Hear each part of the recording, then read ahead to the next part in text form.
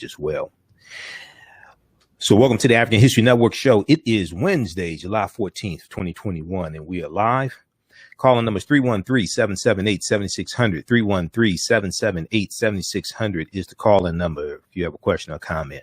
Now, you know, we've been talking about what's going on with the For the People Act and the push to get the Voting Rights Act passed in the U.S. Senate to shut down the voter suppression laws that are being pushed in 48 state legislatures. And today, now, last Friday, when I was on Roland Martin Unfiltered, I talked about how corporations have been silent largely over the past couple of months or so, as this new round of voter suppression laws have been pushed and getting passed as well. There are about 18 states that have passed voter suppression laws. We see that in Texas, we see that the Texas Democrats, is 51 Texas Democrats from the Texas State House, they are meeting with U.S. senators in Washington, D.C.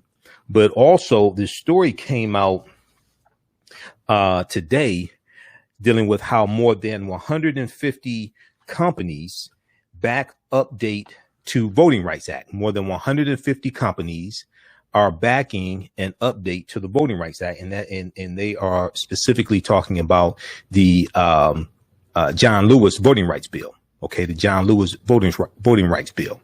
Now, it's good that these 150 companies are finally speaking up. Companies like Pepsi and Amazon and Target, companies that African Americans spend tens of billions of dollars with each year. Okay, in total. But signing your name on the letter and actually putting economic pressure on Republicans in these state legislatures and telling them that if you pass this bill, we will not donate any more dollars to your campaigns. That's something entirely different, because that is actually what needs to happen.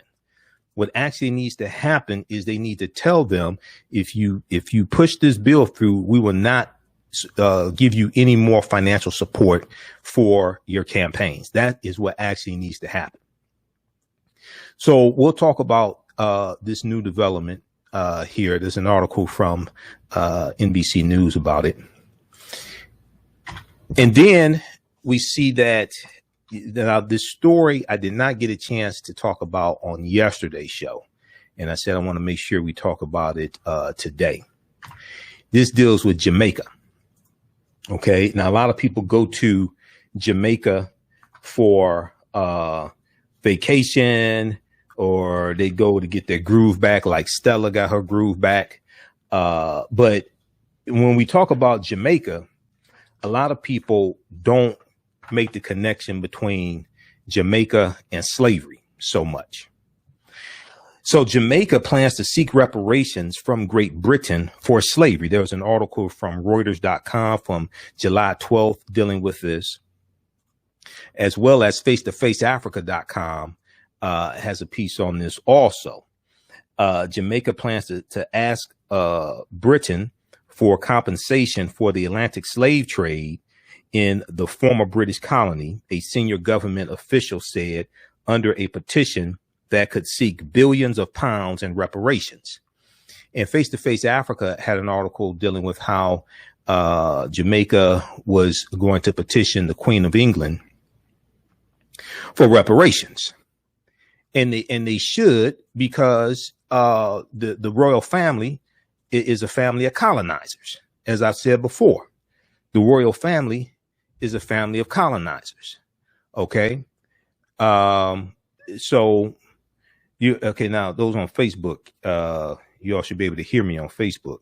Okay. The royal family is a family of colonizers. I'm not calling them colonizers because they're white. I'm not calling them colonizers because of the film Black Panther. I'm calling them colonizers because 100 years ago, 1/5 of the world population lived under British rule. They were colonizers. They colonized 1/5 of the world population. Okay. So we'll give you an update on what's going on in Jamaica. And then it was the story I was looking for from yesterday when we talked about an update on what's going on in Haiti. There was a story that I saw from different outlets. Suspect in assassination of Haitian President Jovenel Moïse is former DEA source.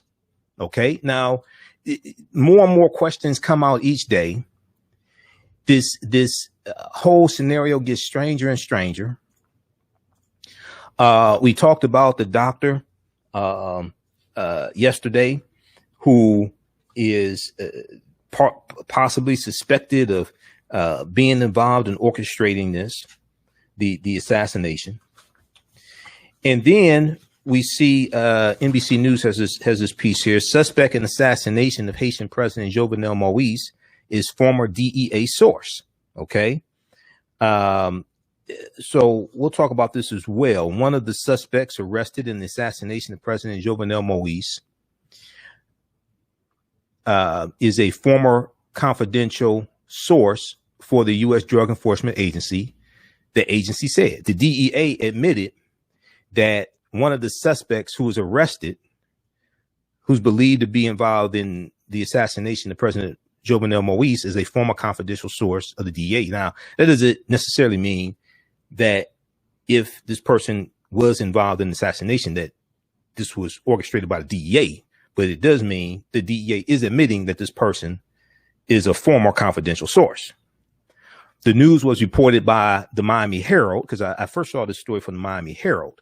The news was reported by the Miami Herald, which said the suspect was first arrested over 20 years ago after allegedly providing false information for a U.S. passport application. Okay. So we'll talk a little bit about that. And then Cuba. Cuba is in the news. There's protests in the streets of Cuba. And when we look at Cuba, we see that they are protesting beyond this. The reason why they're protesting goes beyond the embargo and the pandemic. There was a piece I was looking at. Now, there's so much been going on. We haven't had a chance to talk really about Cuba and what's been going on in Cuba. But Cuba has been promising economic reforms for years that have not materialized. People don't have hope in getting out of the crisis, said an economist. Now, Cuba has been grappling with acute shortages of food and medicine throughout the pandemic. People make lines for blocks to buy whatever they can find at stores. Inflation and blackouts during the tropical summer heat have aggravated the situation. Now, this is what's going on in Cuba. Now, I want people to pay close attention to this. I just talked about Haiti, Jamaica, and Cuba. I just talked about Haiti, Jamaica, and Cuba. What do Haiti, Jamaica, and Cuba all have in common? Well, these are all countries that have African people in them. That's true, but that's not the main thing. The main thing that all three countries have in common is that all three countries were conquered by Christopher Columbus and the Spanish and colonized. And slavery was orchestrated in these three colonies by the Spanish first, and then it's going to be the British, and it's going to be the French. We know 1492, Columbus, on his first voyage, Columbus conquers the island of Hispaniola. And then the French are going to take the western portion of Hispaniola, call that Saint Dominique, and then that's going to become Haiti. That's where the Haitian Revolution is taking place. We know that Jamaica was conquered in about 1494 by Columbus, and then also Cuba as well. This is on Columbus's 4 voyages. All right. These are going to be colonized first by the Spanish. The British are going to take over Jamaica. All right, and colonize it also. So what we're looking at in the news right now are the repercussions of what happened 500 years ago. What we're looking at in the news right now are the repercussions of what happened 500 years ago. And this was also after the Moors lost control of their last stronghold in Spain, which was Granada, January 2nd, 1492. All this history is connected. All this history is connected. Okay, so we'll talk some about that and connect all those three countries together: Haiti, Jamaica, and Cuba. And they're all dealing with turmoil today, largely Cuba and Haiti more so than Jamaica dealing with turmoil. But Jamaica, 600,000 Africans were taken out of Africa into Jamaica and enslaved. And Jamaica is seeking reparations from Great Britain in 2015 when then Prime Minister David Cameron was preparing for a visit to Jamaica. The Jamaicans were demanding an official apology for reparations, and they were demanding reparations. Okay. David Cameron, who was the prime minister at the time of Great Britain, he said that he wasn't going to, he said Great Britain was not going to apologize for reparations. I mean, he said Great Britain was not going to apologize for slavery. And then he said that Jamaica should move on. Okay, this is let me pull this article. I know we're coming up here on the break. I want to show you how colonizers treat African people. I'm not calling them colonizers because they're white. I'm calling them colonizers because they colonize 1/5 of the world population. This is from theguardian.com. Now, this is a UK publication. This is from 2015. Okay, this is what they said. Let me show you this article here. Jamaica should move on. Jamaica should, quote, move on from painful legacy of slavery, end quote, says Cameron. David Cameron, who this white man they show you right here in the picture, he was the prime minister of Britain at the time. The Jamaicans were demanding an official apology for reparations for being colonized by the British. And David Cameron has called for Jamaica at the time and the UK to move on, quote unquote, move on from the deep wounds caused by slavery, but ducked official calls for Britain to apologize for its role in slavery and for reparations. Speaking to the Caribbean country's parliament, the prime minister at the time, David Cameron, in 2015, struck a defiant note as he spoke of his pride that Britain had played a part in abolishing the abhorrent slave trade. But you were largely responsible for expanding the slave trade. And not only that, Cameron, when you all abolished the slave trade, you paid reparations to 46,000 British slave owners, but you didn't pay reparations to the Africans that you enslaved. Now, you don't want to apologize for the slave trade, and you don't want to pay reparations. You say it's time to move on. It's easy to move on when you have something to move with. The Jamaicans want what you stole from them. We'll deal with this on the other side of the break. You're watching and listening to the African History Network, though, right here on 910 a.m. Superstation Future Radio. I'm Michael Imhotep. We'll be back in a few minutes. Black on Purpose Television Network. Yes, Black on Purpose Television Network. All black, all positive, all the time. The largest black-owned streaming television network in the world. Bringing our people together worldwide. Controlling our messages, our stories, our way. Black TV the way it should be. Black music, black history, and more. 30 plus channels, thousands of shows. Black on Purpose Television Network. Subscribe now. Hi, I'm Joel Wilson, President and CEO of JCW Computer Consulting LLC a technology implementation firm with over 20 years of satisfying customers. We offer a full spectrum of industry top-tier branded services. We are an authorized partner or reseller for Lenovo, Zoom, T-Mobile, Microsoft 365 and Surface tablets, Google Workspace, Acer, Asus, Samsung, PCmatic security software, and many more. Our online store features laptops, Chromebooks, computers, printers, accessories, and software. Businesses, take advantage of our free 1-hour Zoom tech consultation and know we offer top nationwide high-speed internet service providers, voice over IP, and cellular phone services. Home users, don't miss our current in-stock Chromebook inventory. Please visit us at jcwcc.com or call 215-879-6701. That was the wrong one. Detroit's only African-American talk radio. Welcome back to the African History Network show right here on 910 a.m. the Superstation, the Future Radio. I'm your host, Brother Michael Imhotep. It is Wednesday, July 14th, 2021, and we are live. Calling numbers 313-778-7600. 313-778-7600 is the call-in number. If you have a quick question or comment, 313-778-7600.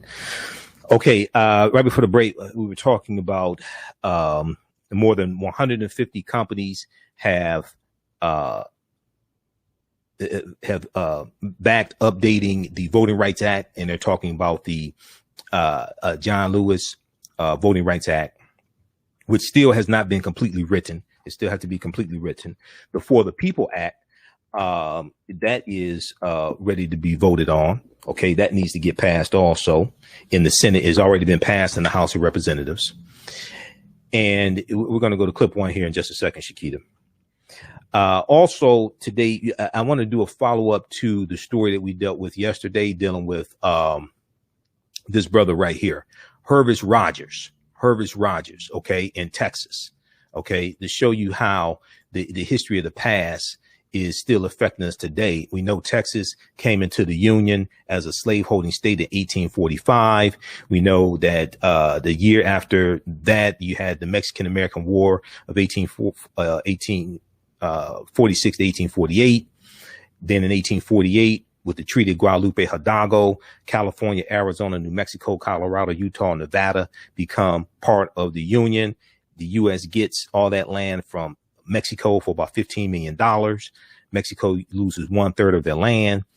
Texas State Constitution of 1876 had what's known as purity of the ballot box, had a clause, purity ballot box. They discriminated against African Americans voting. We know in Texas they had all white primaries in 1918, where African Americans were not able to vote in Texas. Okay, now we talked about this story yesterday. This brother Hervis Rogers of Houston, Texas, was arrested for allegedly voting at a Texas, allegedly voting in March 2020. He's a former felon. He was released from prison in 2004. He's been on probation since 2004. His probation was set to run out in June of 2020. Okay. In 1995, Hervis Rogers was arrested and sentenced to 25 years in prison for burglary and intent to commit theft. He was put on parole May 20th, 2004, and his parole was set to end June 13th, 2020. Okay. Now we talked about this yesterday. He's being charged with 2 counts of illegally voting. Okay.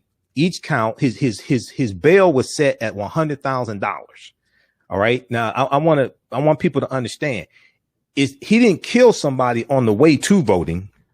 He didn't kill somebody while he was standing in line for almost 7 hours to vote. He's being prosecuted by a no good prosecutor in Texas, Ken Paxton, Republican, Trump supporter. Okay. Who was begging Trump, who was trying to get a pardon from Trump also, by the way.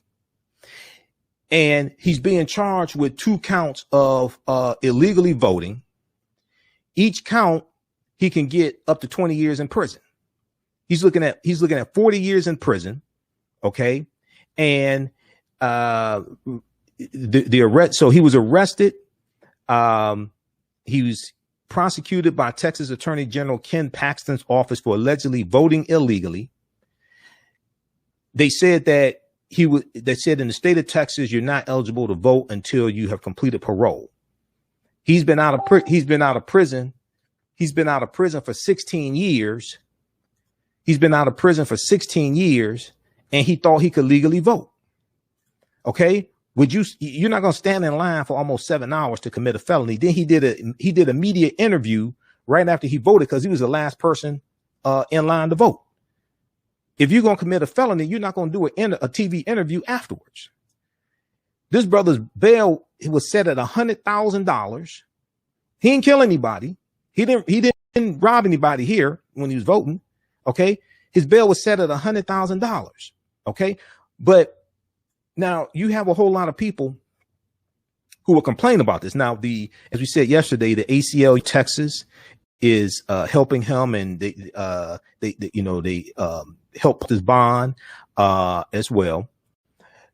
But the Attorney General is an elected position. Attorney General is an elected position. So all the people who say voting doesn't matter, explain to me, why are they trying to pass these voter restriction bills in Texas to make it harder for people to vote?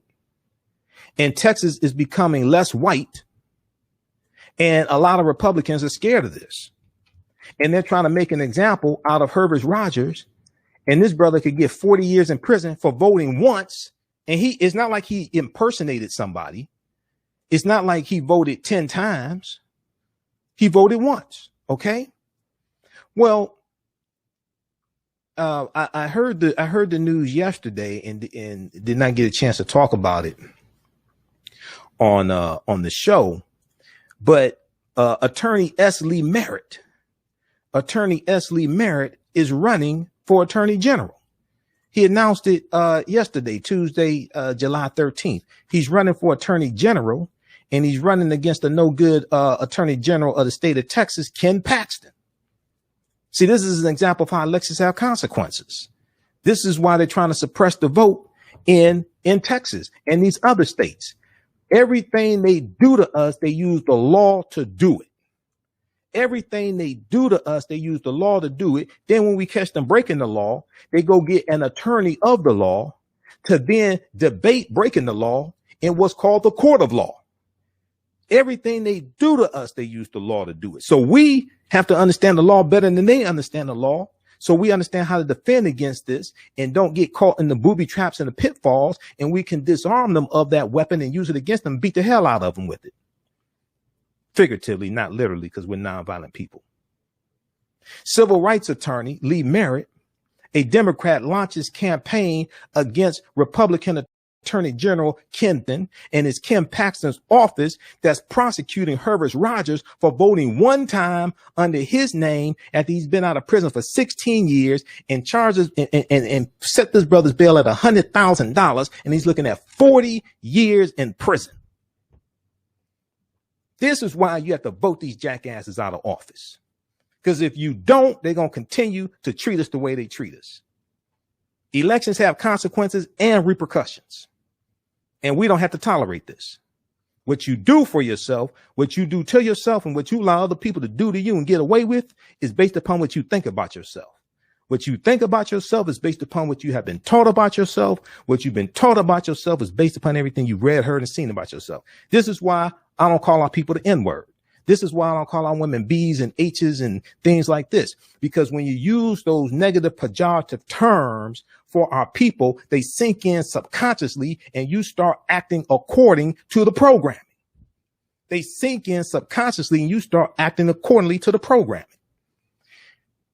We'll talk about this also. Now on the African History Network show, we talk about educating, empowering, and inspiring people of African descent throughout the diaspora and around the world, because right now it's corrects wrong behavior. What you do for yourself, what you do to yourself, and what you allow other people to do to you and get away with is based upon what you think about yourself.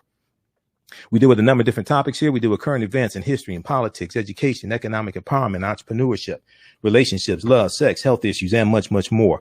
Sign up for our email newsletter. Text the word Kemet, K-E-M-E-T, to 22828. To sign up for our email newsletter, text the word Kemet, K-E-M-E-T, to 22828. To sign up for our email newsletter, also visit our website, AfricanHistoryNetwork.com. If you like this type of information, You can support the African History Network. We definitely need your support. All this stuff don't happen on its own. Believe me. $ the AHN show through Cash App. $ the AHN show through Cash App. Also through PayPal, paypal.me/the AHN show. PayPal.me/the AHN show. Okay. And we also have the information at our website, AfricanHistoryNetwork.com. Okay. And we'll post this here as well.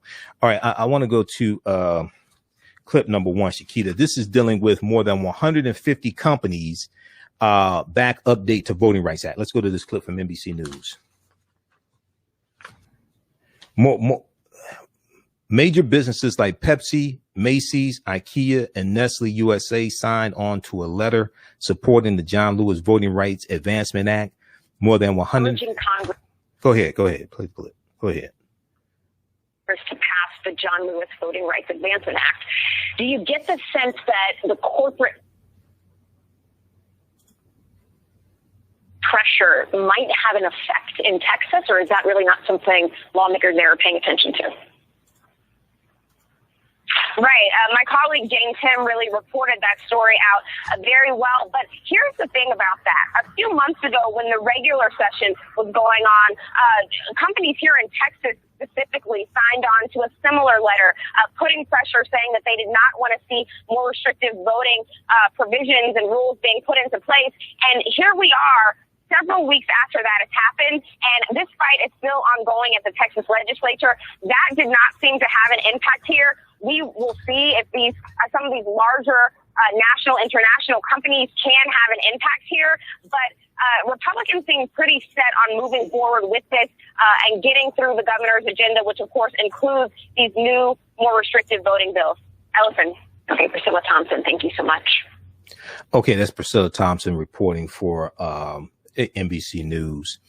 So if we look at this article here quickly from NBC News, more than 150 companies back update to Voting Rights Act. Major businesses like Pepsi, Macy's, IKEA, and Nestle signed on to a letter supporting the John Lewis Voting Rights Advancement Act. Okay, now they should be signing on to support the For the People Act, because that's a broader, the For the People Act does more, and the John Lewis bill has not been finished. They haven't finished writing the John Lewis bill.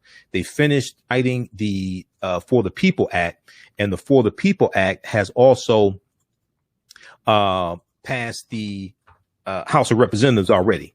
It passed the House of Representatives, and it's in the Senate right now. Okay, so if we look at this article here from NBC News, let me go to this here.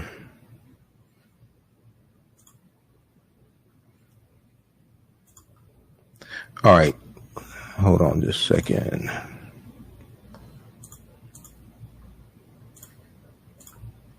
Okay, so the signatories are all U.S. employers.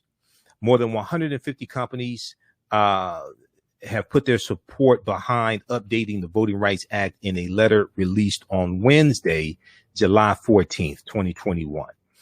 The signatories are all U.S. employers. They urge Congress to enact the John Lewis Voting Rights Advancement Act, legislation that will restore a key provision of the 1965 Voting Rights Act that was stripped out by the Supreme Court in the 2013 Supreme Court case known as Shelby County versus Holder. And that struck down Section 5 of the Voting Rights Act, that weakened Section 5, which dealt with the oversight.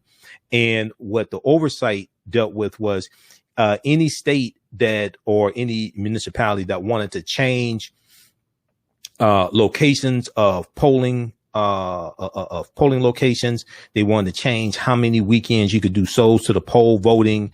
If you wanted to change the times that the polls are open or anything like this, they had to get approval from a federal judge. That was the federal oversight. And that had to do, that specifically dealt with, states and territory cities that had a history of putting obstacles in the way of African Americans, especially African Americans voting.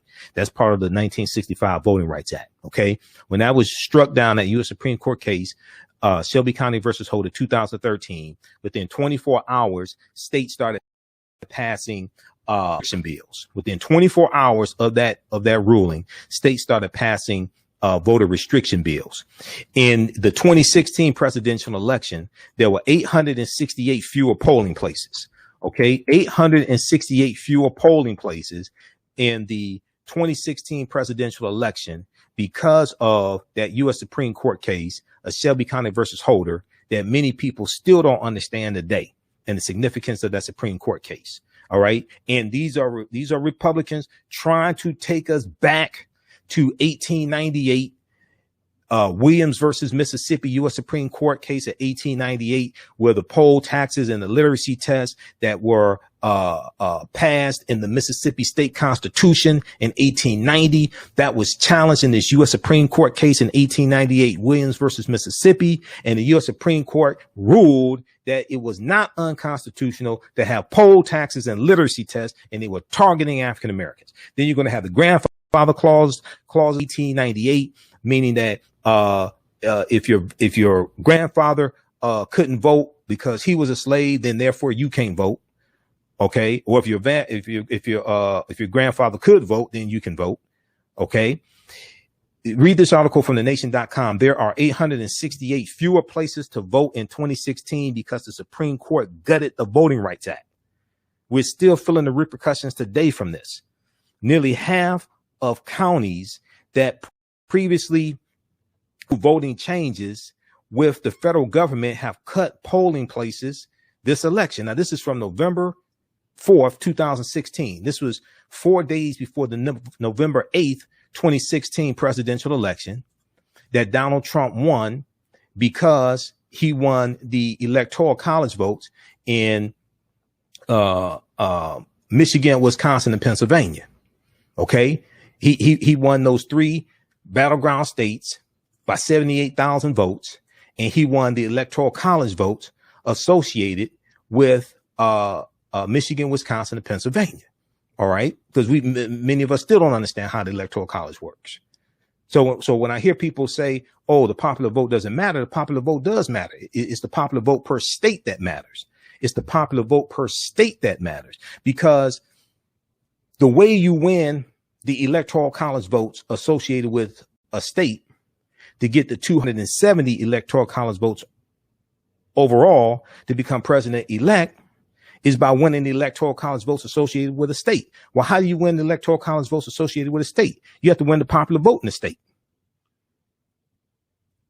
This is why all this is connected. You have to win the popular vote in a state like the state of Michigan, the state of New York, to get the 16 electoral college votes associated with the state of Michigan to become president-elect.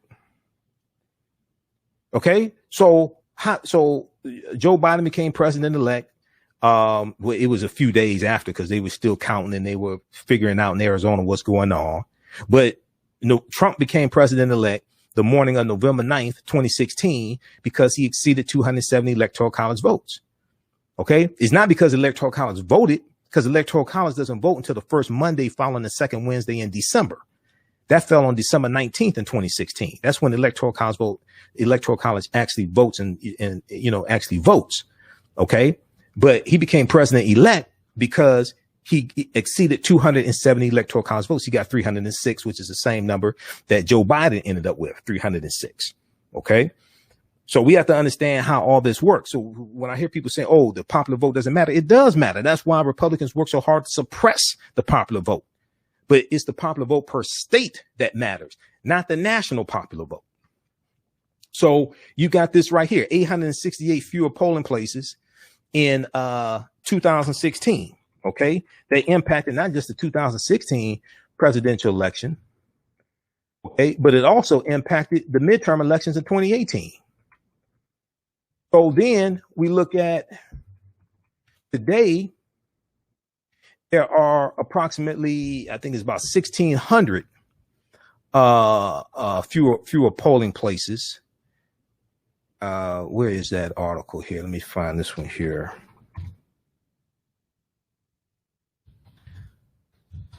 About 1,600 fewer polling places. Yeah. Newsmax had an article. Mother Jones, this is the one I want right here, from motherjones.com.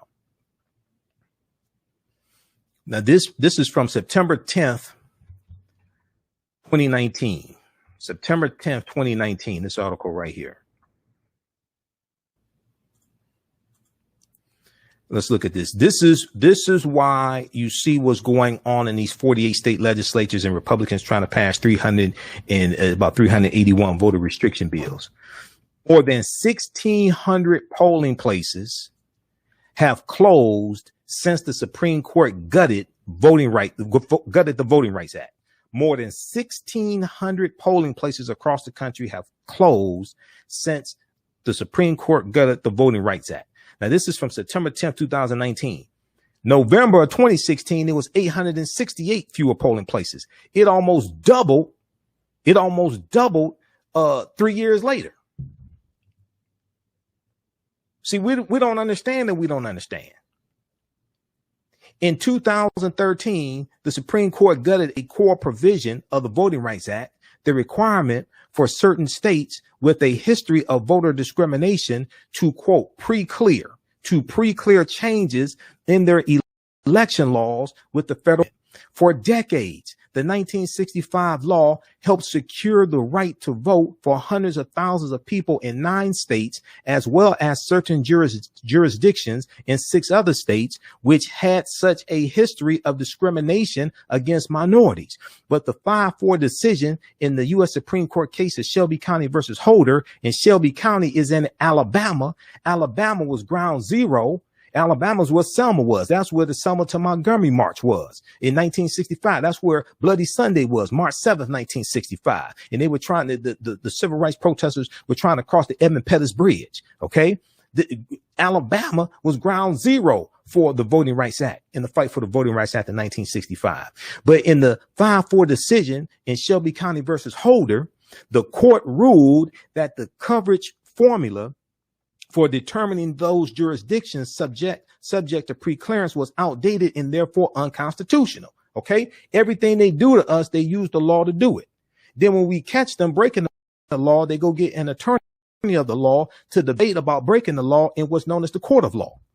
So we have to understand a little better than they do to understand how to maneuver through it, not get caught up in it, and disarm them with this weapon and beat the hell out of them with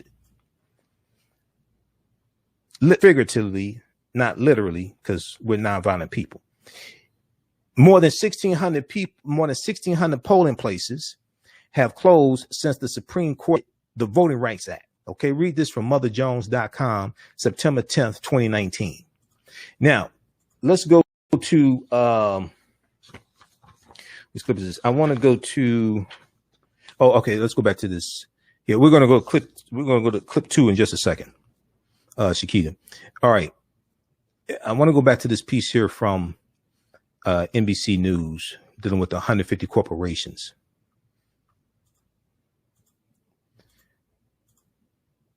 Oh, also this one here from Associated Press is really important.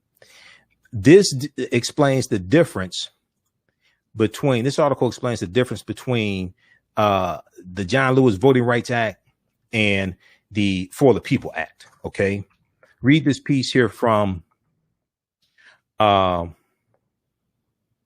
read this piece here from the Associated Press.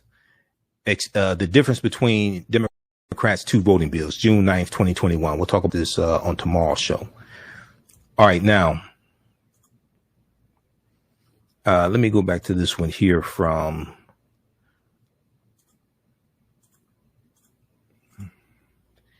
NBC News. Okay, so the letter that these 150 plus corporations signed, the letter made no mention of Republicans' efforts to tighten voting rules across the country after the traitor-in-chief Donald Trump's election loss, focusing instead on deep inequities exposed by the 2020 contest and quote, how our elections are run, end quote.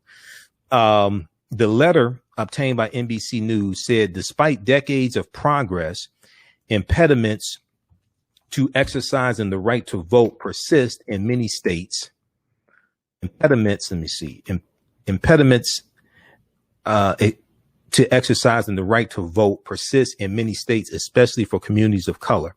We need federal protections to safeguard this fundamental fundamental right for all Americans. The letter stated.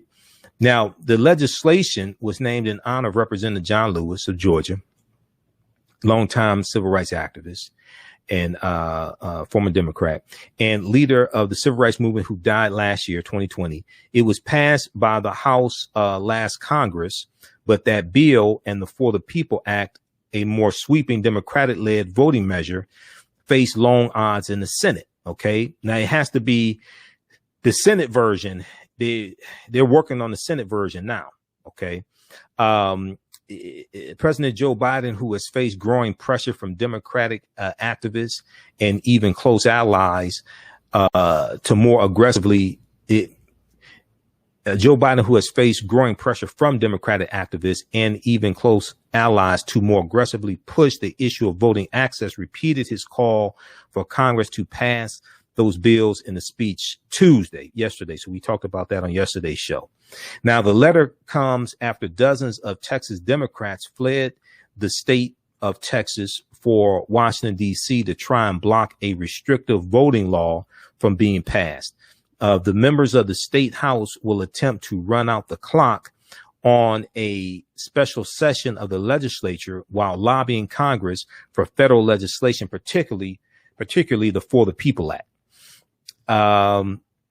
Several signatories, including Pepsi, Macy's, IKEA, and Nestle, appear to be taking a stand on voting access and federal voting legislation for the first time, while other signatories such as Amazon, Patagonia, Cisco, and Target have spoken out against voting restrictions. Okay. This spring, hundreds of corporations and business leaders voiced support for voting rights and opposed Republican-led restrictions being considered or enacted in states like Georgia and Texas. Now, in the month of June, this did not get a lot of coverage in the month of June. In the month of June, more than 70 companies said they supported passage of the For the People Act, Democrats' priority piece of voting legislation. It was filibustered by Senate Republicans the very next day. Now, this is good that these corporations are saying this. What they're not saying is that they're not going to give any more money to Republicans in the state legislatures that vote for these restrictive bills. So because that's what they really should be saying. You can sign the letter, but you need to put some force behind these words and tell these Republicans in these state legislatures, if you sign these voter restriction bills, we're not going to give you any more funding. We're not going to make any more donations to your campaigns.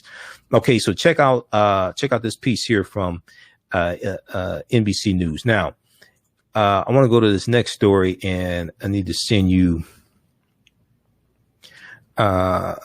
this clip here.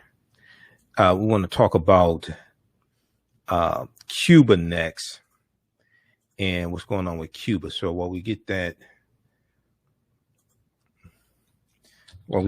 queued up, we get that together. Let me, okay. Sending you clip 2 and 3.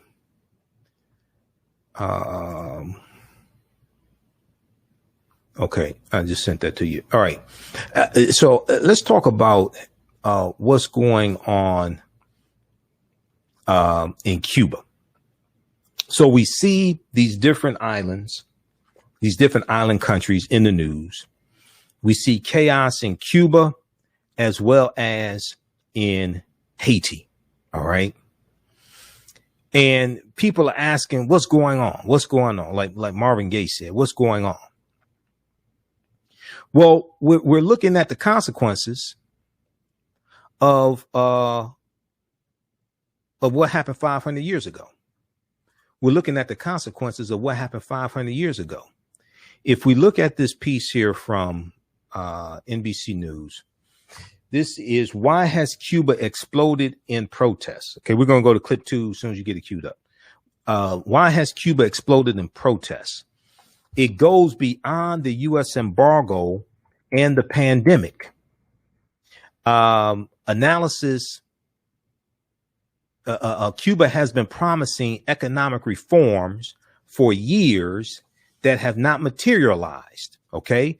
People don't have hope in getting out of the crisis, said an economist. Now this is from July 13th, 2021, updated July 14th, 2021. Although Cuba has been grappling with acute shortages of food and medicine throughout the pandemic. People make lines for blocks to buy whatever they can find at stores. Inflation and blackouts during the tropical summer heat have aggravated the situation. Cuba's government blames the economic crisis squarely on the decades-old U.S. trade embargo on Cuba, which was tightened by the Trump administration, as well as on the fallout from the COVID-19 pandemic. In a speech on Monday, President Miguel Diaz-Canel said the U.S., quote, politics of economic asphyxiation, end quote, was having a cumulative effect on Cuba. I want to go to this clip here. This is from NBC Nightly News.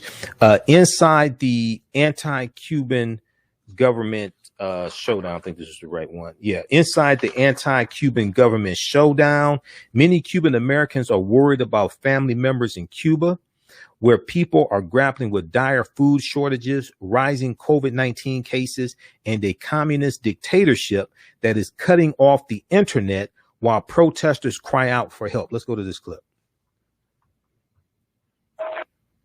Third day of protests in Miami. A change coming, and it's time for a change.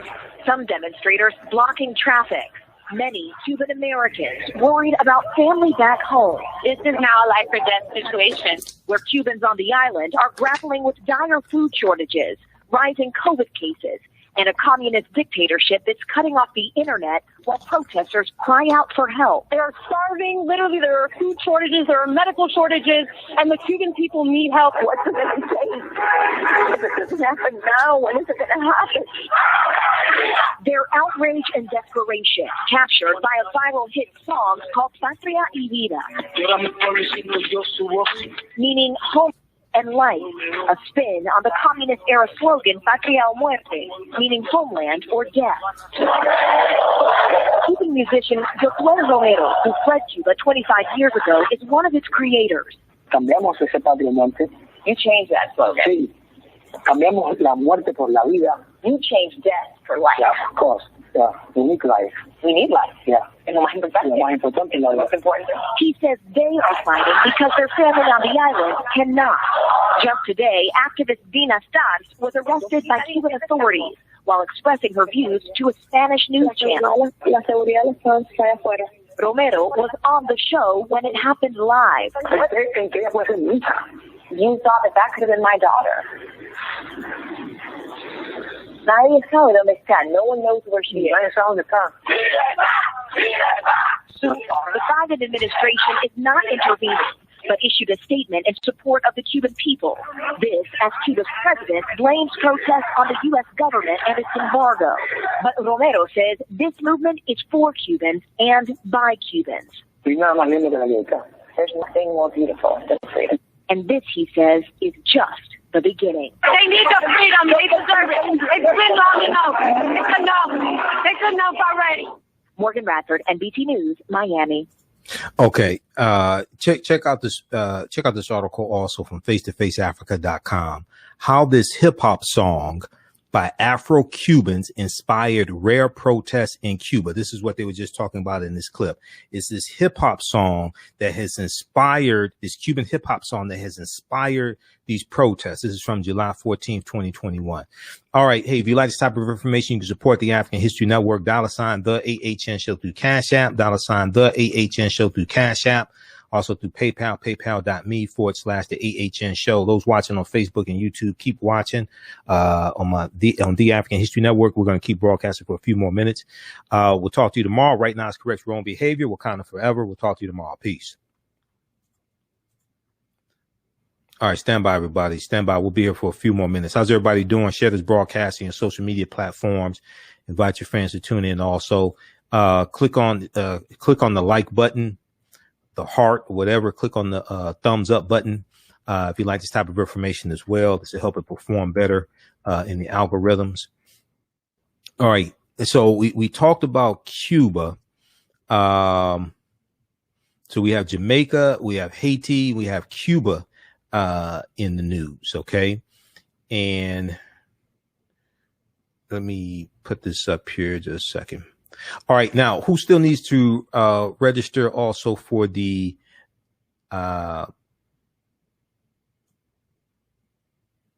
who still needs to register for the 10-week online course that I teach on Sundays? Ancient Kemet, the Moors, and the Maafa, understanding the transatlantic slave trade, what they didn't teach you in school. This is a 10-week online course that I teach. This class meets on Sundays, 2 p.m. to 4 p.m. Eastern Standard Time. We deal with thousands of years of history and deal with what led up to the transatlantic slave trade taking place.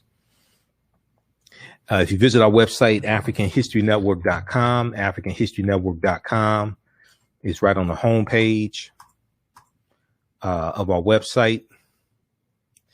And you scroll down, click on register here. So this class, we do the class live. All the sessions are recorded. You can go back and watch it over and over again. Next class is Sunday, July 18th. Okay, click right here, register here, takes you to the next page, and click on enroll. The class is regularly $130. It's on sale $80. Do a PowerPoint presentation. We have book references, articles, video clips, guest speakers, and we deal with ancient Africa, ancient Kemet, ancient Egypt, Ethiopia, Nubia. We deal with great African civilizations, Ghana, Songhai, Mali. We deal with the 800-year occupation of Europe by the Africans known as the Moors, and we deal with what leads up to the transatlantic slave trade taking place so we can better understand it. All right. And that greatly impacts what we're dealing with today. The legacy of the Civil War, Juneteenth, Reconstruction, Jim Crow era, all that impacts what's taking place today. So we just posted the link here. As soon as you register, you can start watching the content. You can start watching the class that we just did Sunday. And then also, as a bonus, you'll get the content from, I have a Saturday class of the Saturday section of the class that's wrapping up. And you'll get that course content as well. So you get classes 1 through 9 of the Saturday class. And you can start watching that content also as soon as you register. It's on demand. You can ask questions during class. Also, we have a live text chat. So you can see me. I can't see you, but you can ask questions in class as well. All right. So let's continue. We'll be here for a few more minutes. I want to go to this next this story here dealing with Haiti and this update from Haiti. This is, we talked briefly about this yesterday, but I was looking for this article and didn't have a chance to find it on Tuesday's show. Suspect in assassination of Haitian President Jovenel Moïse is former DEA source. Okay. So this story, you know, this whole thing gets the more information comes out, the more questions I have. Okay. The more information comes out, the more questions I have behind this assassination. So one of the suspects arrested in the assassination of Haitian President Jovenel Moïse is a former confidential source for the DEA, Drug Enforcement Administration, the agency said. Now, the news was reported by the Miami Herald. That's where I first saw this story, which said the suspect was first arrested over 20 years ago after allegedly providing false information for a U.S. passport. The DEA said in a statement to NBC News, quote, at times, one of the suspects in the assassination of Haitian President Jovenel Moïse was a confidential source to the DEA.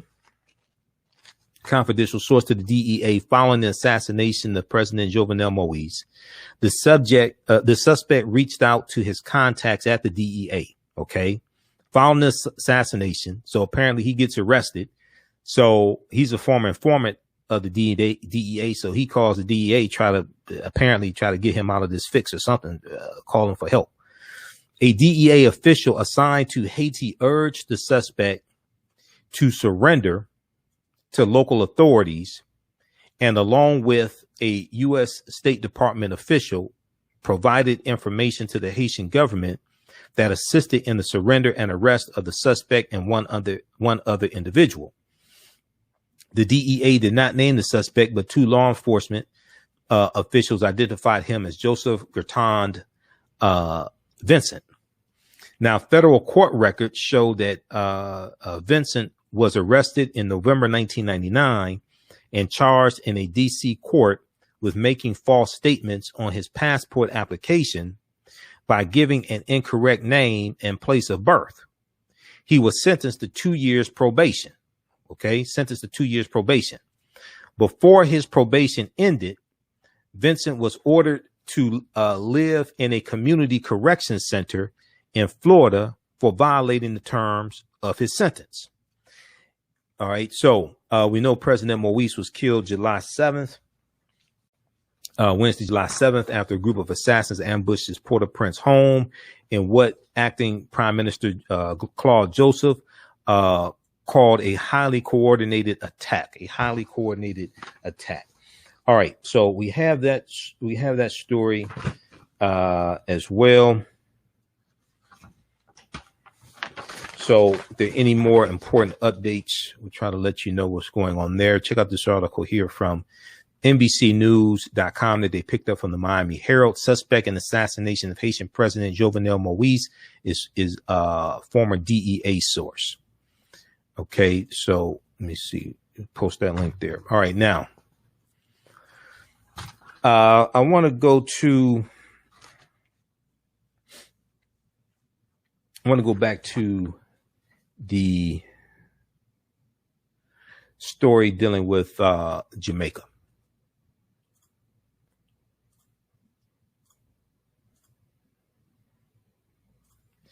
And this was a story from Reuters. Also, face-to-faceafrica.com has one dealing with Jamaica petitioning Britain for reparations. Okay. And if we look here at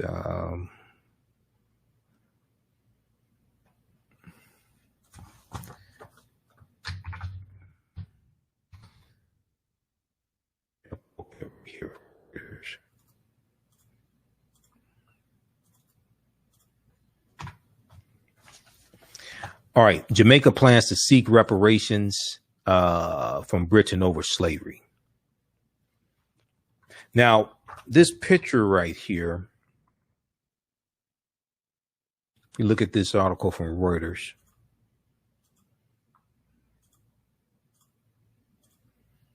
Okay, how's everybody doing? Share this broadcast. Okay. Yeah, share this broadcast on your social media platforms. All right, and invite your friends to tune in. Okay, so if we look at this piece here from Reuters, there is there's a picture here, and it shows them throwing a statue. This is a statue, is a 17th century slave trader, Edward Colston. We've talked about Edward Colston here on the show before. They're throwing a statue of Edward Colston into the water after protesters pulled it down after protesters pulled it down and pushed it into docks during a protest against racial inequality in the aftermath of the death of George Floyd. This is in Bristol, Britain, June 7th, 2020. This is in Bristol, Britain. We know the protests surrounding the killing of George Floyd went international. And in that international protest, they tore down this statue of the 17th century slave trader Edward Colston and threw it into the water. Now, Jamaica plans to ask Britain for compensation for the transatlantic slave trade in the former British colony. A senior government official said under a petition that could seek billions of pounds in reparations. Okay, under a petition that could seek billions of pounds in reparations. Now, Jamaica was center of the slave trade with the Spanish, then the British. So Jamaica becomes, and this is something that we deal with in the online course that I teach. We deal with Christopher Columbus, where Columbus went on his 4 voyages, the devastation, etc. Columbus conquers Jamaica in 1494.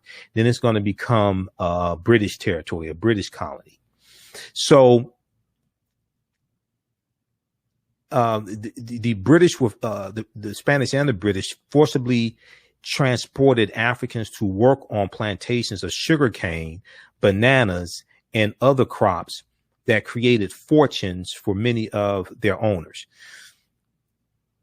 Now, Olivia Grange is Minister of Sports, Youth, and Culture for Jamaica, and she told Reuters in an interview, she said, We are hoping for reparatory justice in all means, in all forms that one would expect if they are to really ensure that we get justice from injustices to repair the damages that our ancestors experienced,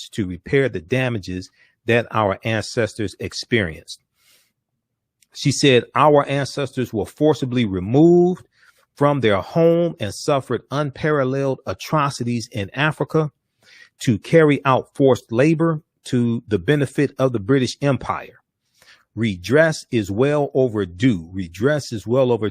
Now, an estimated 600,000 Africans were shipped to toil in Jamaica, according to the National Library of Jamaica. Seized from Spain by the English in 1655. The English, as we talked about before, and as I teach in my classes, these European nations that previously were small kingdoms before they became countries, and then before that they were groups of barbarians: the Anglos, the Saxons, the Jutes, the Alans, the Picts, the Lombards, the Franks, the Vandals, the Visigoths. These were groups of Germanic people, also known as barbarians.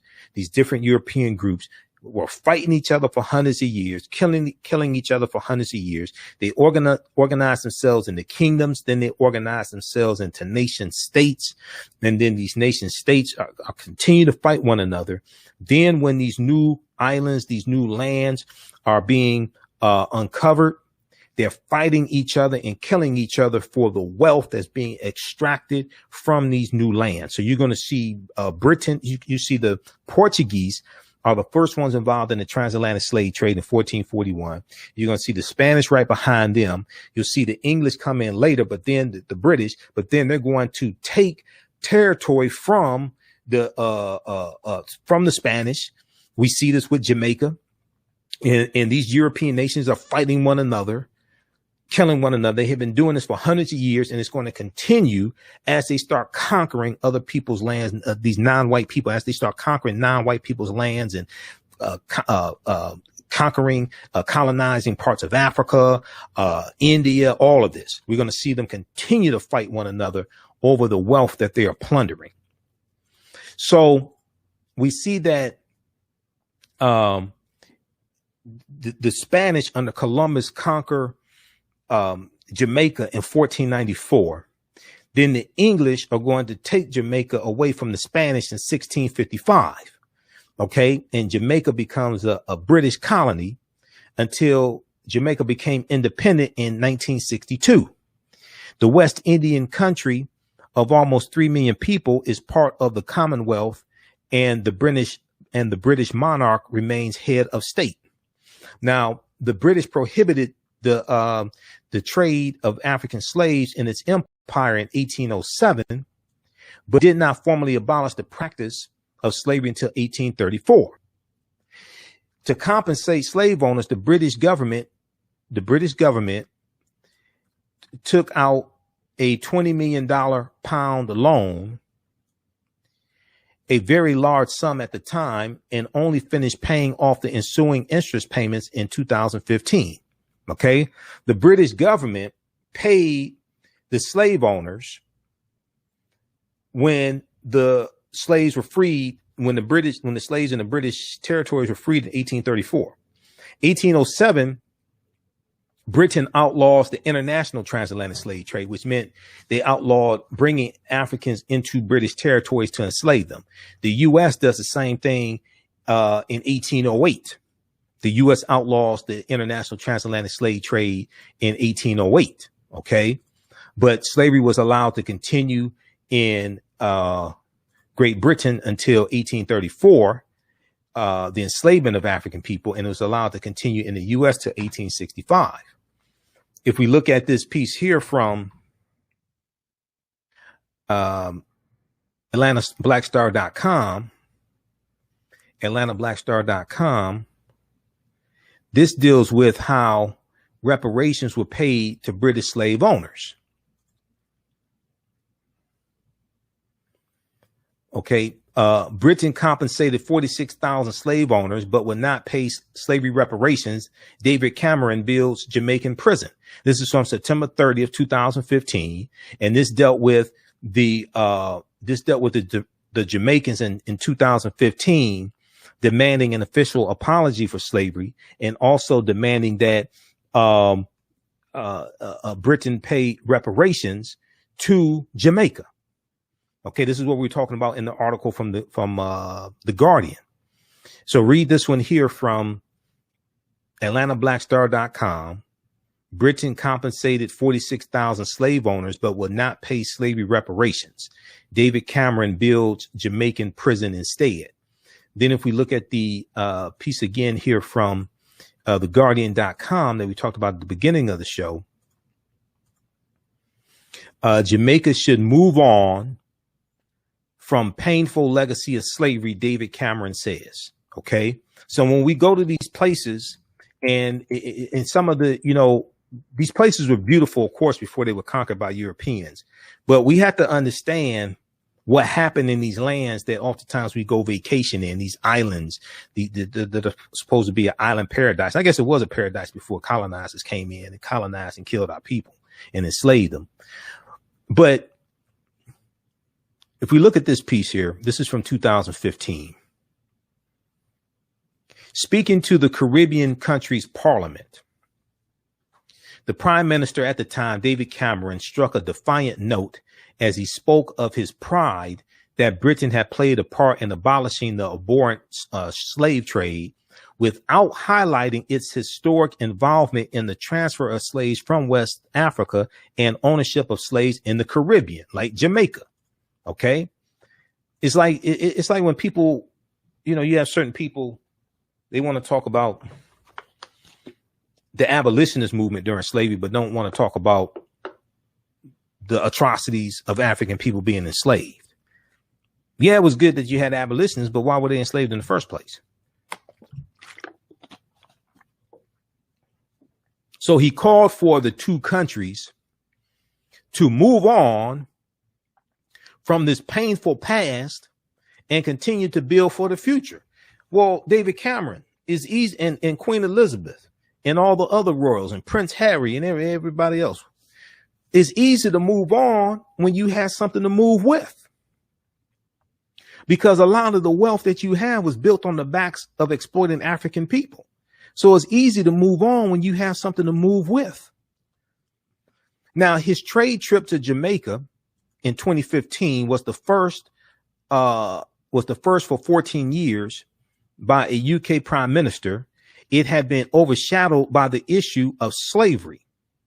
David Cameron was warmly received by a military band playing God Save the Queen on arrival at the airport, and received a huge hug from the country's prime minister, Portia Simpson Miller. However, during the trip, high-profile politicians and campaigners drew attention to a distant relative of David Cameron's, General Sir James Duff, General Sir James Duff, who was compensated for losing 202 Jamaican slaves in 1833 when the slave trade was abolished. See, Great Britain paid about 46,000 slave owners reparations, but they didn't pay reparations to the Africans who were enslaved. He has also been pressed to atone. David Cameron, at the time British Prime Minister, has also been pressed to atone for slavery personally and on behalf of the UK by Bert Samuels, a member of the National Reparations Commission, and Simpson Miller publicly raised the issue of compensation after their bilateral talks. In response, David Cameron initially did not address the issue of reparations or an apology, telling UK media he was in the country to talk about trade and the future, just not the slave trade. But speaking to the National Parliament in Kingston, he made clear the UK wanted to draw a line under the legacy of slavery. He said, while there is indeed much to celebrate about our past, it would be wrong to do so while ignoring the most painful aspects of it, period, which should never be forgotten, and from which history has drawn the bitterest of lessons. He went on to say, quote, slavery was and is abhorrent in all forms. It has no place whatsoever in any civilized society, and Britain is proud to have eventually led the way to its abolition.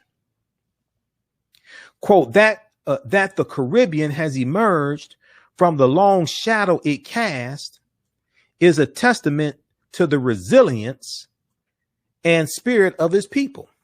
But what about repairing the damage that you people did? I acknowledge that these wounds run very deep indeed.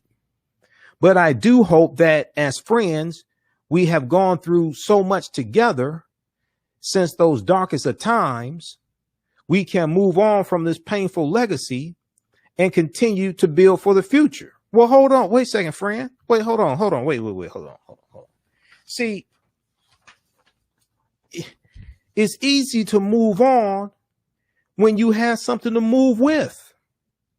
With friends like these, who needs enemies? If Jamaica is a friend of Britain, then why won't Britain take care of its friend economically? If Jamaica is a friend of Britain, he said, I acknowledge that these wounds run very deep indeed, but I do hope that as friends who have gone through so much together since those darkest of times, we can move on from this painful legacy and continue to build for the future. But see, the pain is one way. The pain is being inflicted from the British onto Jamaica.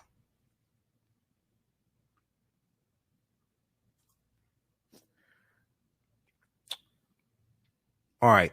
So read the rest of this. This is from 2015. See, this is why they're coming back. The Jamaicans are coming back, trying to seek reparations again. Jamaica should move on from painful legacy of slavery. That's what a friend said. This is from theguardian.com, September 30th, 2015.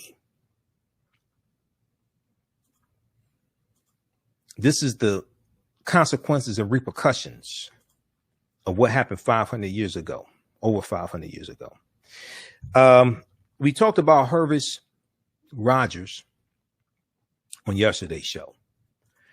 African-American man, ex-offender, returning citizen in Houston, Texas, released from prison 2004.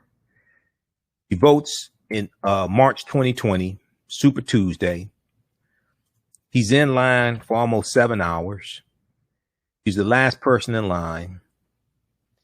And he was the last person in line, and he did a media interview afterwards, and his story went viral. As we said on yesterday's show, he's being prosecuted by Ken Paxton, the Attorney General of Texas, Republican, Trump supporter. His bail was set at $100,000. He's charged with 2 counts of illegally voting. He's been out of prison 16 years. He thought he could legally vote. He didn't kill anybody. Okay. They're charging with 2 counts of illegal voting. Each count, he can get up to 20 years in prison. In 1995, Herbert Rogers was arrested and sentenced to 25 years in prison for burglary and intent to commit theft. He was out on parole May 20th, 2004, and his parole was set to end June 13th, 2020. He votes in March 2020, thinking he can legally vote. He's been out 16 years. Now he has a job. He works. I bet you he pays taxes. If he pays taxes and can't vote and has been out of prison for 16 years, that's called taxation without representation. That's what I call that. That's taxation without representation.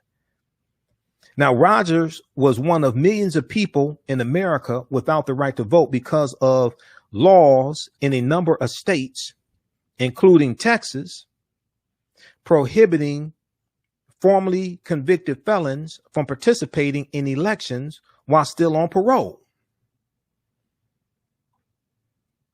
Okay, he was arrested on last Wednesday in the South Acres neighborhood in Houston, and he voted in Harris County.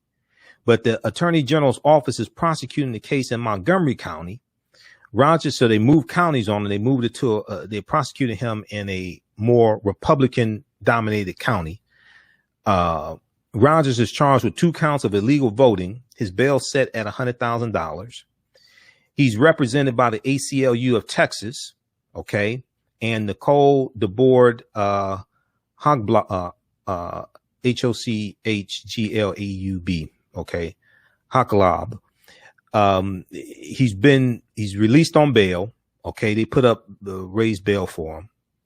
Mr. Rogers is being held in jail on an extremely high bail amount that he cannot afford for what amounts to simply attempting to fulfill his civic duty. This is not justice, said ACLU of Texas legal director Andre Segura. Because Herbert Rogers voted before his parole was scheduled to end, he was legally ineligible to cast a ballot on election day despite being registered to vote, said a spokesperson with the Harris County Attorney's Office last year in 2020. Okay, so he thought he could legally vote. All right. He wasn't purposely trying to break the law. So we talked about this yesterday, and Joanne Reed on the Readout on July 12th did a story, and she interviewed somebody from the ACLU about Herbert Rogers' case. Okay. And then on Tuesday, July 13th, I saw this story here from TexasTribune.org. Civil rights attorney Lee Merritt is running for Attorney General of the state of Texas against Republican Attorney General Ken Paxton, who is prosecuting Herbert Rogers for voting illegally, trying to get his brother 40 years in prison.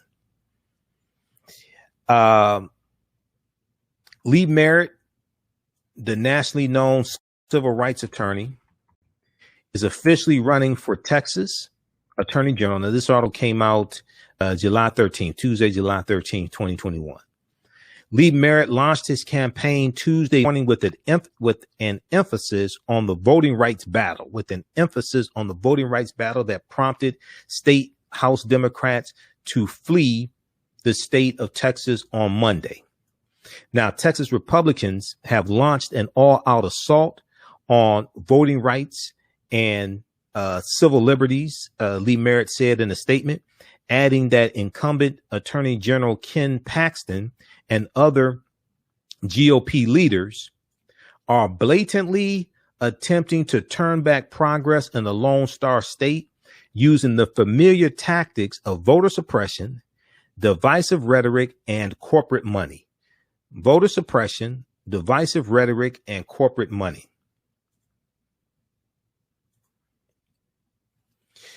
Lee Merritt said, this campaign is a response from the people of Texas. Merritt said in March of 2021 that he would run for attorney general, but would make a formal announcement at a later date. Now, S. Lee Merritt, who lives in the Dallas, Texas area, is nationally recognized for his representation of families of African Americans killed by police, including Botham John in 2018, and Botham John's family in 2018. He also served as co-counsel for George Floyd's family as well. And remember Botham John, the Dallas, Texas man, shot dead by an off-duty police officer in his own apartment. Now, S. Lee Merritt's campaign announcement will come on the heels of the House Democrats leaving Texas for Washington, D.C. in a bid to deny the quorum, the 2/3 majority, the quorum for the Texas State House to vote on Republicans' priority elections bill. The House is scheduled to convene at 10 a.m. on Tuesday for the first time since Democrats voted from the state. We know that Republicans voted to have the Democrats arrested, but they're out of state. So the Texas Rangers don't have jurisdiction out of the state of Texas. They voted, the Republicans voted to arrest them and have them brought to the Texas State House of Representatives for the vote. So this is getting deeper and deeper each day. Okay. In addition to voting rights, S. Lee Merritt's campaign said it would focus on fixing Texas' failing power grid, reining in soaring property taxes, ending mass incarceration, and challenging gubernatorial overreach. Now, S. Lee Merritt joins Joe Jarosky, a Galveston, Texas lawyer and former mayor of the city of Galveston, Texas, in the Democratic primary against Republican Attorney General Ken Paxton. The incumbent has his own competitive primary featuring challenges from Land Commissioner George P. Bush and Eva Guzman, a former justice on the Texas Supreme Court. Okay, we have to defeat Ken Paxton, and Lee Merritt is a brilliant brother, brilliant attorney. We have to get Ken Paxton out of office in the state of Texas. All right, so read this article here. Civil rights attorney Lee Merritt, a Democrat, launches campaign against Republican Attorney General Ken Paxton.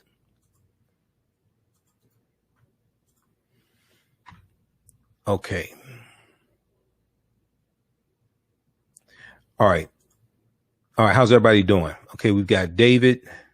We've got M. Mills. Okay. If you'd like this type of information, also, you can support the African History Network, $, the AHN Show through Cash App, $, the AHN Show through Cash App, and also through PayPal, paypal.me/the AHN Show, paypal.me/the AHN Show. Here's our official Cash App account, $, the AHN Show, SHOW, and that's our official Cash App tag. It also shows my name there. It says Michael, and it shows my picture. These other ones are fake African History Network Cash App accounts. That's not me. If you try to support us and you send it to one of these fake African History Network Cash App accounts, let Cash App know through the app, and hopefully they'll refund your money. Okay. Same thing happened to Roland Martin as well, because I talked to Roland about this. I sent Roland this graphic that I created. I talked to Roland a couple of days ago. Same thing happened to him. There were fake people who set up fake Roland Martin unfiltered Cash App accounts. All right. I want to go to this last update here. This is dealing with the 51 Democrats in the Texas House of Representatives. Texas Democrats meet with supportive senators in voting rights, seeking to sustain momentum. And there's a piece here from the New York Times, but I also want to go to this interview from this is from MSNBC. There's an interview on, I forgot which show it was. It's Texas State Representative Crockett. All right. Let me see here. Just let me pull this up. And there was a article from the New York Times. I was looking at the updates, the political updates they had.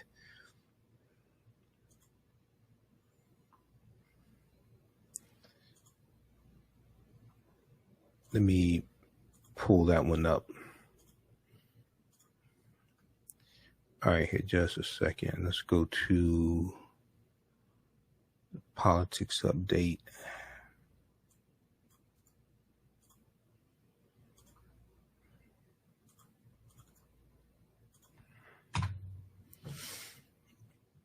Okay, Texas Democrats meet with supportive senators on voting rights, seeking to sustain momentum. This is from July 14th, 2021.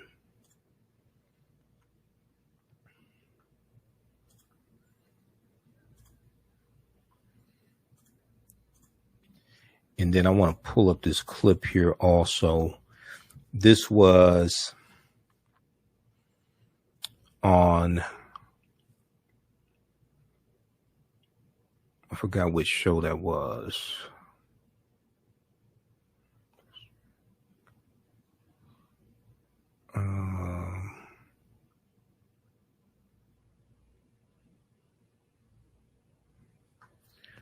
All right, hold on. Let me see. Where is that clip? Also, the NAACP offers bail to any Texas House Democrat arrested for blocking racist voting restrictions. We posted that article from blackamericaweb.com on our Facebook fan page, the African History Network, today.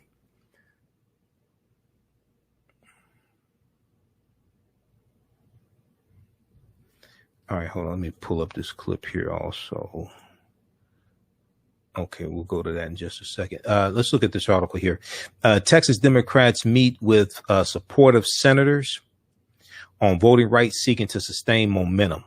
So day 2 of the Texas Democrats campaign in Washington to pressure Congress to enact federal voting rights protections was much like the first day, packed with meetings with supportive senators, cable television appearances, and a news conference.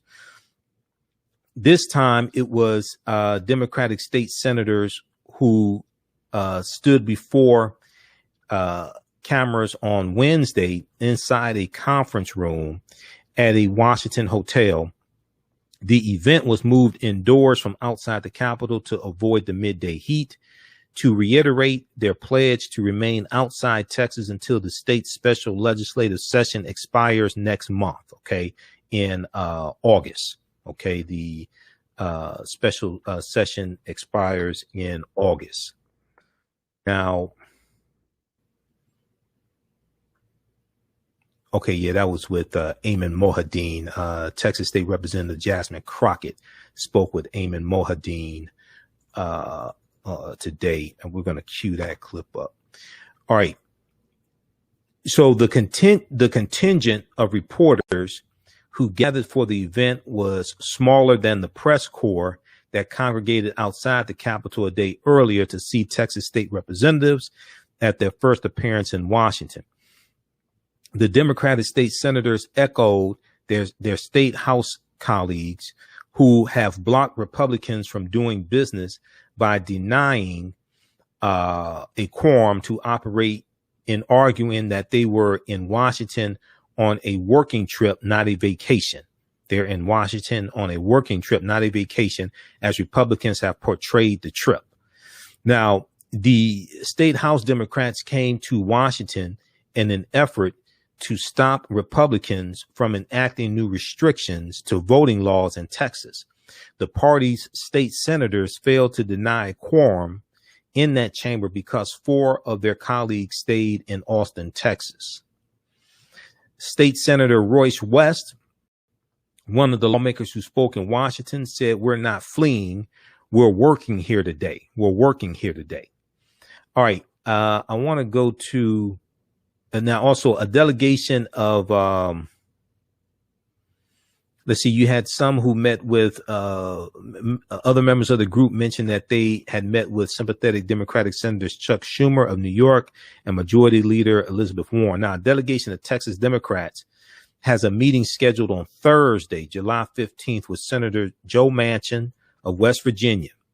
The first session they will have with a senator who has not already committed to passing Democrats' major federal voting rights bills with a simple majority rather than requiring a 60 vote threshold.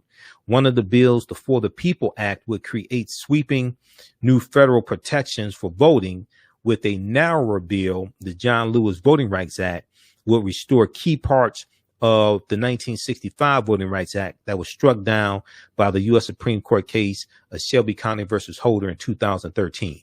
Okay, read this piece here for the New York Times. Texas Democrats meet with supportive senators on voting rights, seeking to sustain momentum. Okay, I want to go to this clip here from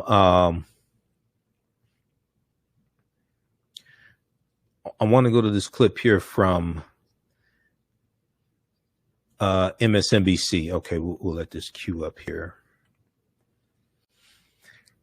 So the talk now is about a carve out. We talked about this briefly on yesterday's show.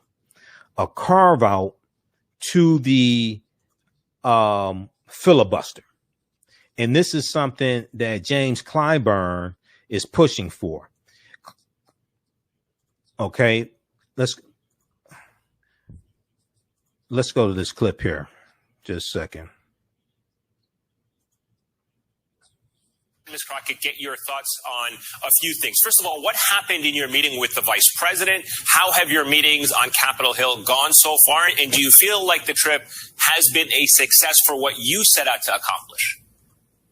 Yeah, first of all, thank you so much for having me. It was good to see Priscilla.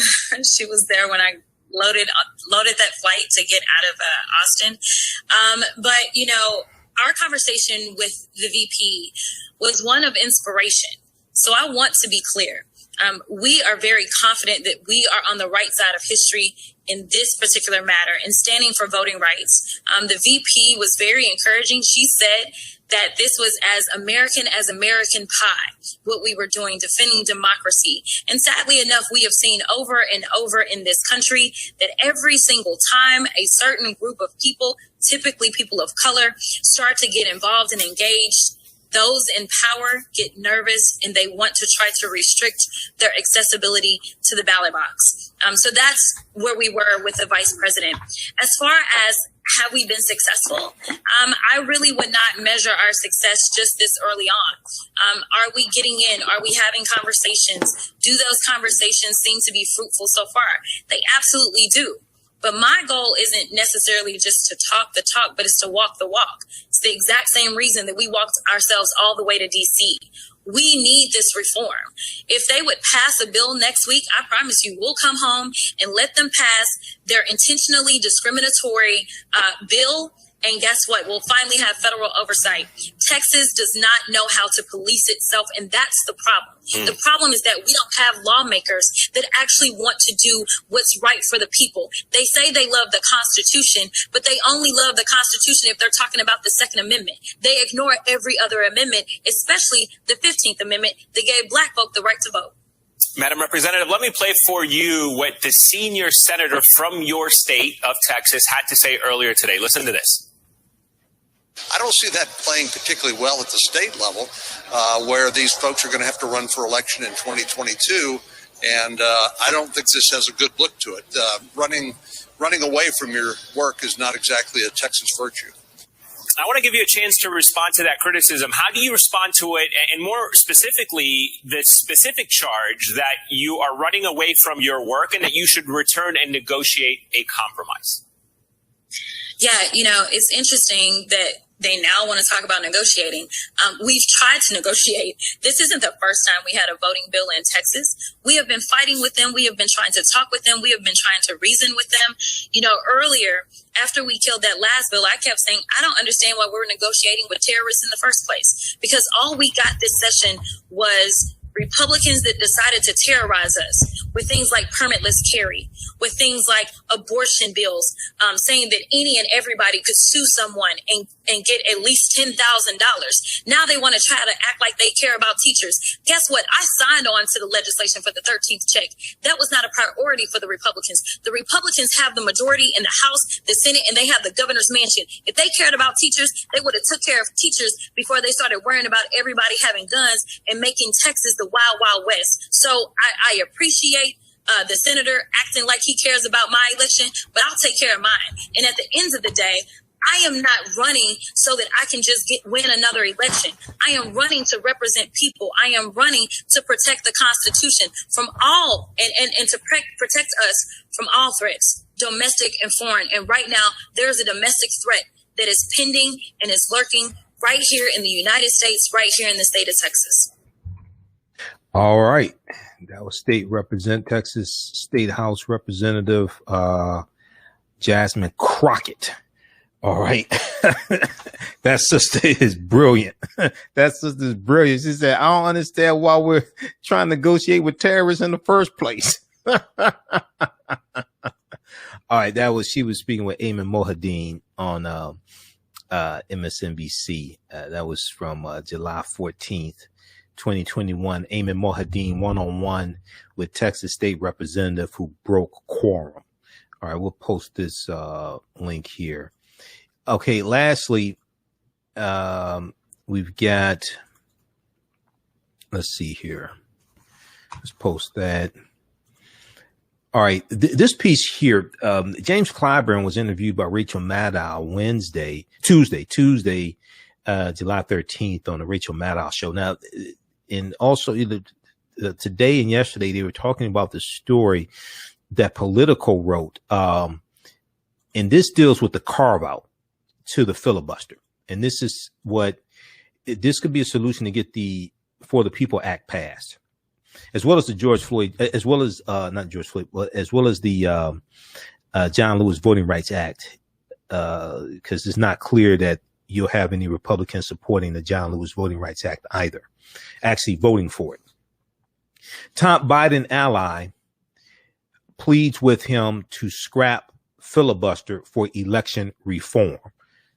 Top Biden ally pleads with him to scrap filibuster for election reform. Representative James Clyburn said it's time for the president to embrace more aggressive changes to the Senate rules. Okay. Now, Biden does not have a vote in the Senate. He does not control the Senate. He can pressure senators to vote to change the rule, but he doesn't have a vote in the Senate. He's not in the Senate. Okay. This is from July 10th, 2021.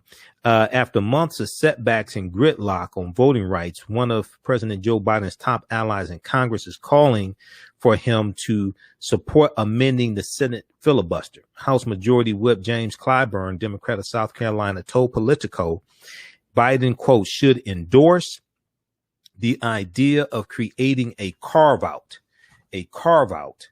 to the legislative filibuster in the Senate for legislation that applies to the Constitution.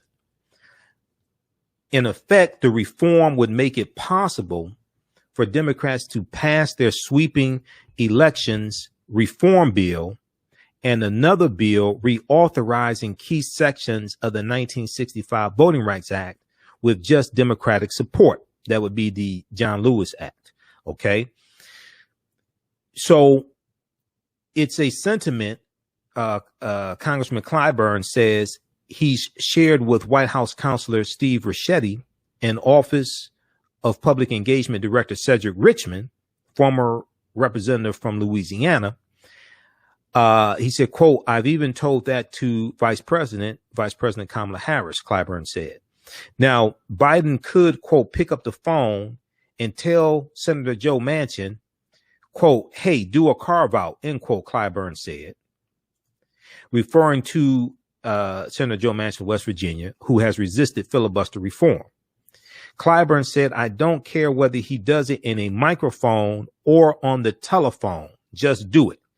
And that's the same thing I said. Now, I guarantee you, they're negotiating. I guarantee you there's pressure being put on Manchin and Kristen Sinema behind the scenes. Everything that takes place is not in front of the cameras. Okay? I guarantee you that. But this carve out will be a solution to get around the filibuster and get these bills passed. Now, Clyburn's comments on the latest attempt by senior Democrats to find a way around the Republican opposition to their election reform legislation. Biden himself is set to embark on a more aggressive campaign to try and move public opinion beyond those bills. Okay. We know he spoke in Philadelphia on Tuesday. We know he's going to continue to talk about the need to get the For the People Act passed, as well as the John Lewis Act as well. Okay. And they met today on the infrastructure bill. He met with senators today on the infrastructure bill, but you have to continue putting pressure. But this carve out is a solution to get around the filibuster. Okay. But the president's ability to directly combat restrictive voting laws being considered or passed by Republican-led states across the country is limited. His party runs an evenly split 50-50 Senate and enjoys a slim House majority. It's only about 6 or 7. They only have about, I think, a 6 or 7 seat majority in the House. And it's 50-50 in the Senate. You need 60 votes to get most bills passed in the Senate, unless you can get it passed through the budget reconciliation process, which you need 51 votes. It could be 50 votes plus Kamala Harris as a tiebreaker. Or if you could do a workaround, do a carve out to work around the filibuster, then you just need a simple majority, 51 votes. So 50 votes plus the tiebreaker, Vice President Kamala Harris. Other than that, you need 10 Republicans to vote for any bill if you need 60 votes. So President Joe Biden himself has so far expressed little desire to change the legislative filibuster to the degree likely needed to pass more of his agenda. Adding to the hurdles are recent Supreme Court rulings that weaken the Justice Department's ability to sue states for election laws deemed racially discriminatory. Okay. But the carve out may be something that you can get support on from both Biden and Joe Manchin. All right. Because that's the way to get these bills passed. We have to get these bills passed by any means necessary. Read this article from Politico.com. Top Biden ally pleads with him to scrap filibuster for election reform.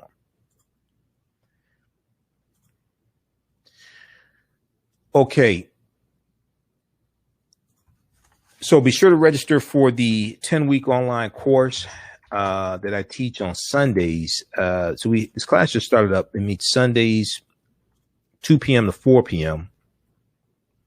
Eastern Standard Time.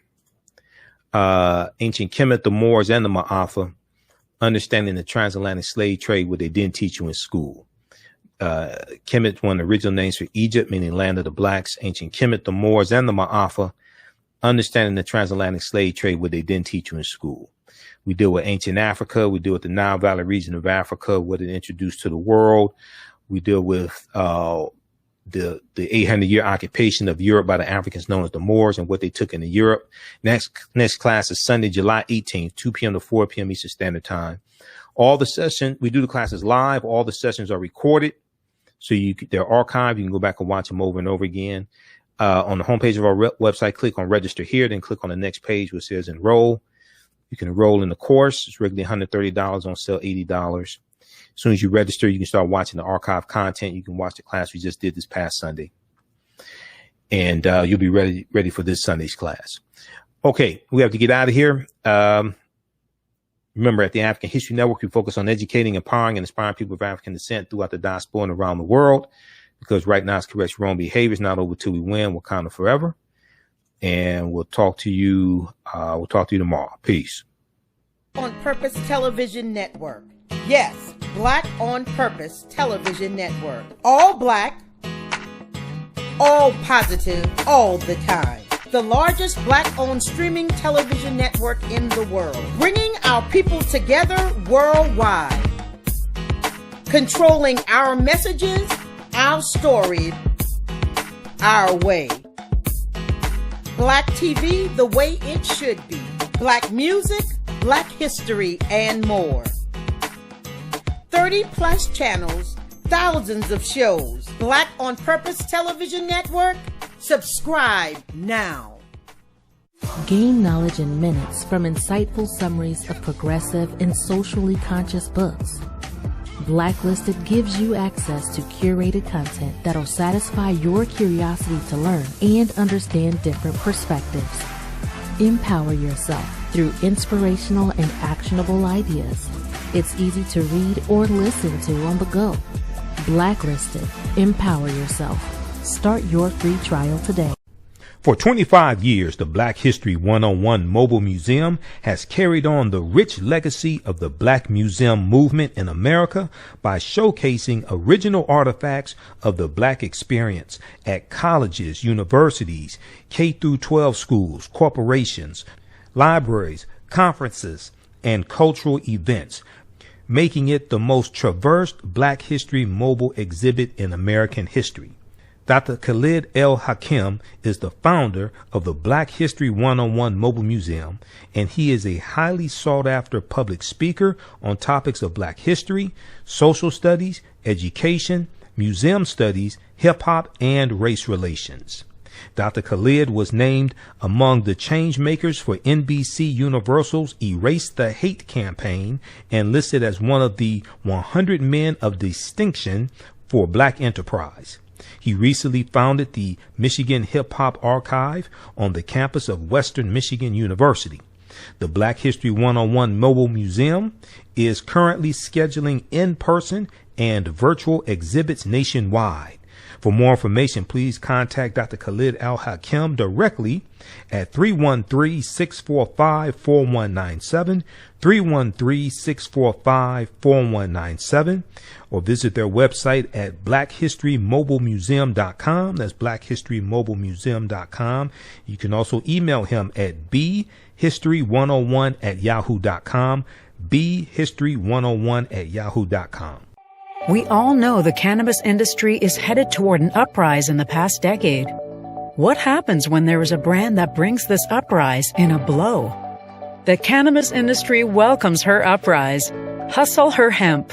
Delivering excellence with pride is her watchword, and how you choose to embrace it makes it a priority. From cultivating rich cannabis into exquisite and tastefully finished CBD products to delivery, Hustle Her Hemp leaves no stone unturned. Hustle Her Hemp's mission is to empower women of color by building business and creating legacies, uniting beauty, health, and business. We are a pure definition of how we want the CBD industry to become in the future. While we are redefining innovation, we bring the same energy to improving the quality of life. Hustle Her Hemp is the new uprise.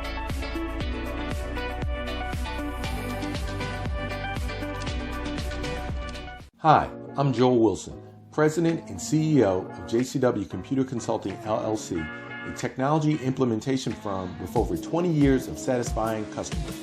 We offer a full spectrum of industry top-tier branded services. We are an authorized partner or reseller for Lenovo, Zoom, T-Mobile, Microsoft 365 and Surface tablets, Google Workspace, Acer, Asus, Samsung, PCmatic security software, and many more. Our online store features laptops, Chromebooks, computers, printers, accessories, and software. Businesses, take advantage of our free 1-hour Zoom tech consultation and know we offer top